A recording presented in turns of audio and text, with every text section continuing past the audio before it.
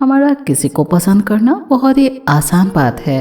हमारी आंखों को, हमारे दिल को कोई भी इंसान किसी भी मोड़ पर पसंद आ जाता है। कई बार ये अटैचमेंट बहुत कम होती है और कई बार बहुत ही ज़्यादा। आप ये देखिए कि आपको कोई भी इंसान कितना भी पसंद आ रहा है, पर ये ज़रूरी नहीं है कि वो शख्स भी आपको उतना ही पसंद करे। यहाँ शुरू में तो हर कोई हमसे ऐसे बात करता है जैसे हम ही उसके लिए सब कुछ है, पर धीरे धीरे ये कहानी बदलने लगती है। जैसे ही हम उसके साथ वक्त गुजारने लगते हैं तो हमारी अटैचमेंट बढ़ने लगती है और तभी वो इंसान हमसे दूर होने लगता है और ऐसे में खुद को संभालना बहुत ही ज़्यादा मुश्किल हो जाता है।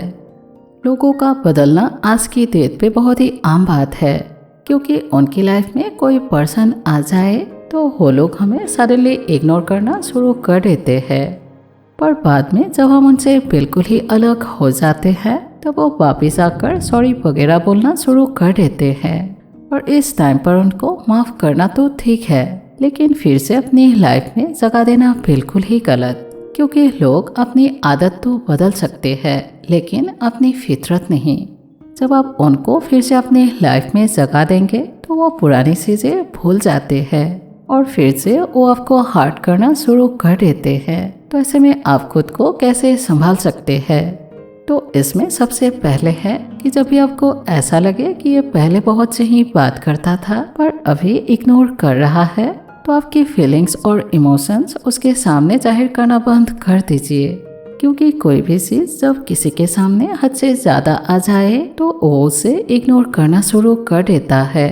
तो यहाँ से आप खुद को चेंज करना शुरू कर दीजिए, क्योंकि प्यार हमारी सेल्फ रेस्पेक्ट को कहीं ना कहीं ख़त्म कर देता है।